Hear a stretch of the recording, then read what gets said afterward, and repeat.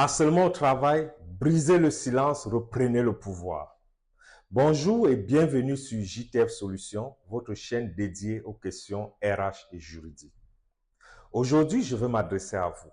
À vous qui vivez peut-être ce que d'autres taisent, ce que certains minimisent mais qui détruit en silence, le harcèlement au travail. C'est insidieux, parfois invisible, souvent ravageur.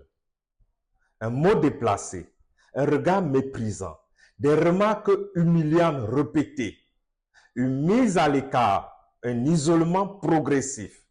Un jour, vous vous retrouvez à douter de vous-même. Voici 4 étapes pour relever la tête. Agir avec courage et lucidité. Étape 1, rassemblez les preuves. Ne laissez pas les faits disparaître. Le harcèlement ne se nourrit pas du doute, alors documentez tout.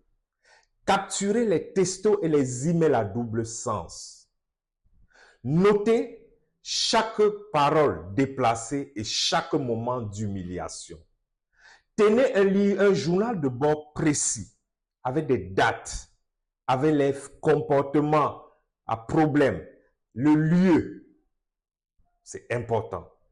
Recueillez les attestations sur l'honneur et les témoignages de collègues ou d'anciens collègues, parce que les collègues encore en service ont souvent peur de témoigner du fait des représailles, même si la loi les protège. Si vous prenez des antidépresseurs ou des anxiolytiques, alors conservez les ordonnances.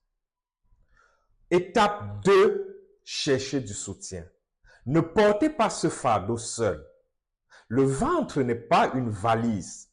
Le simple fait d'en parler peut être un énorme soulagement. Car la hantise du bourreau, c'est la peur d'être démasqué.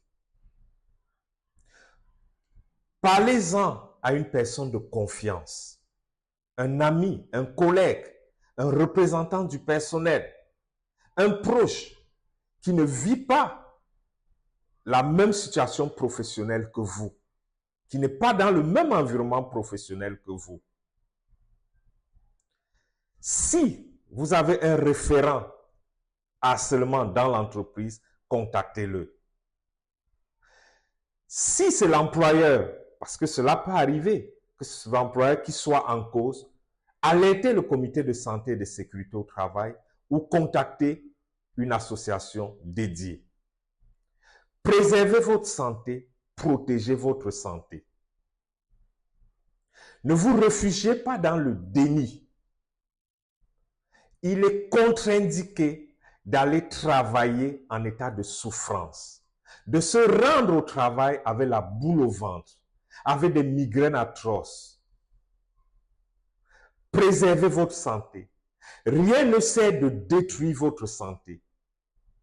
Il faut retenir que le harceleur se nourrit de la destruction de l'autre. Si la situation du harcèlement continue, si elle crée un danger pour votre santé, alors dites stop. Exercez votre droit de retrait.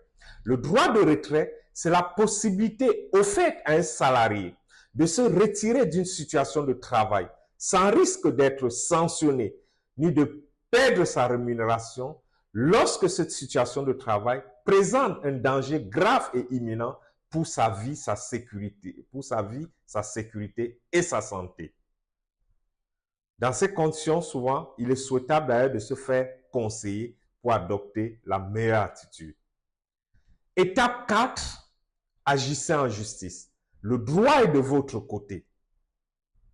Si la situation de harcèlement ne cesse pas, alors faites un recours devant les tribunaux, notamment le tribunal du travail, afin de faire cesser les agissements et aussi afin d'obtenir réparation.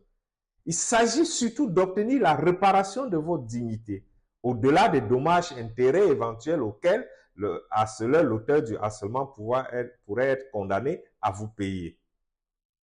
Dans certains pays, le harcèlement, c'est un délit. Donc, vous avez la possibilité également de porter plainte, de saisir les tribunaux. Si cette vidéo vous a éclairé, alors likez, commentez, partagez et surtout abonnez-vous pour être au courant des prochaines vidéos. À très bientôt.